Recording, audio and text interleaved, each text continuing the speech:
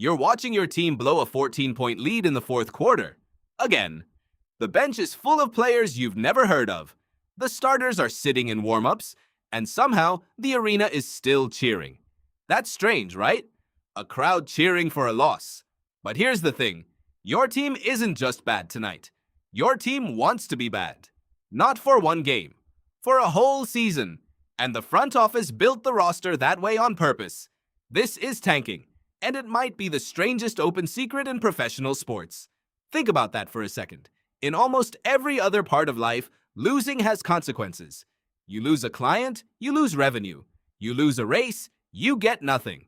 But in the NBA, losing enough games in a row can hand you the exact thing that turns a franchise around. A superstar. For free. Almost. Here's how it works. The worse your record, the better your odds in the draft lottery. Finish near the bottom of the league, and you get a real shot at the very best young player entering the league that year. Win a few extra meaningless games in March, and you might slip out of the top 5. You might lose your shot at a franchise-changing talent. So teams start making choices, not the choices fans expect. The best player gets rested for the season, officially load management. A promising rookie gets more minutes than a proven veteran because development matters more than March wins. Trades happen at the deadline, and somehow the team always seems to get worse, never better. None of this breaks a single rule. That's what makes it so strange. Tanking isn't cheating. It's optimization. It's a front office reading the incentives the league itself created and playing the long game better than anyone watching from the stands.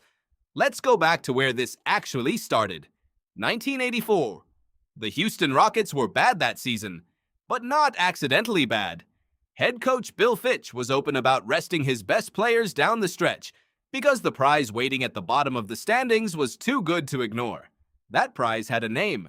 Hakeem Olajuwon, a dominant college center, about to become one of the greatest players of his generation. Whoever finished last got the first pick, and Houston made sure they finished last.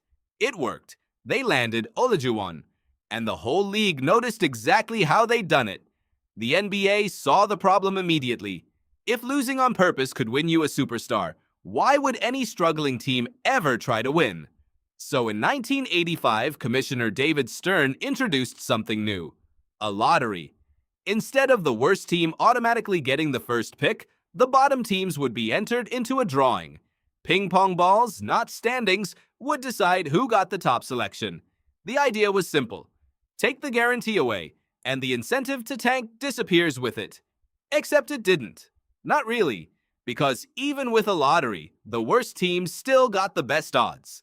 A team with a 10% chance at a superstar is still better off than a team with a 1% chance. The math changed. The temptation didn't. And a few decades later, one franchise turned that math into a full-blown philosophy. 2013, the Philadelphia 76ers hired a new general manager named Sam Hinkie. Hinkie had a background in analytics, not old-school scouting. And he looked at his roster, looked at the odds, and made a decision most executives would never dare to make in public.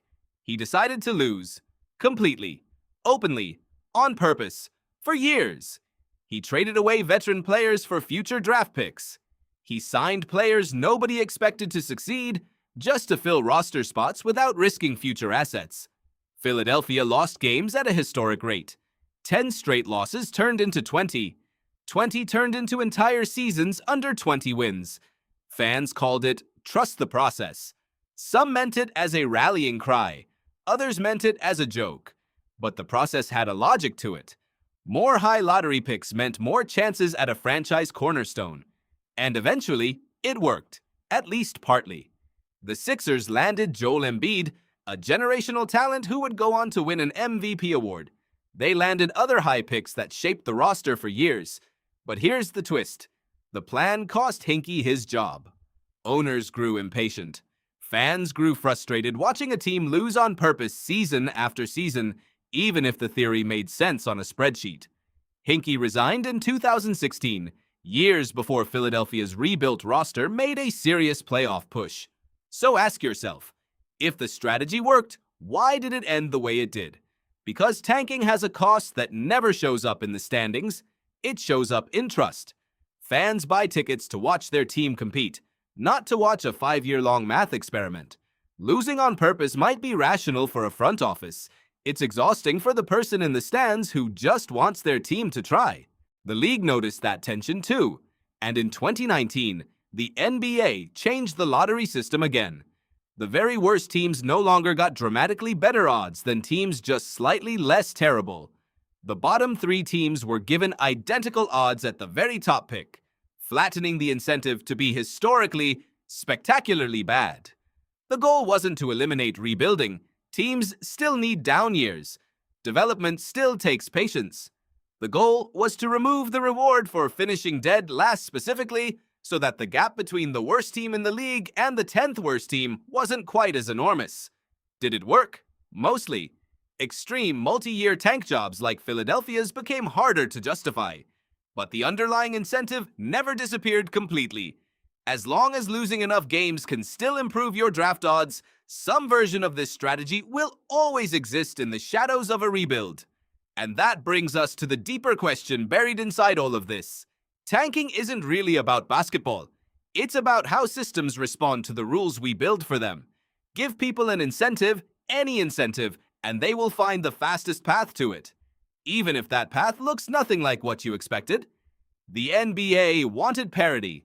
Instead, for a while, it got franchises openly building rosters designed to lose. Not because anyone was corrupt, because the incentive pointed there, and someone was smart enough to follow it all the way down.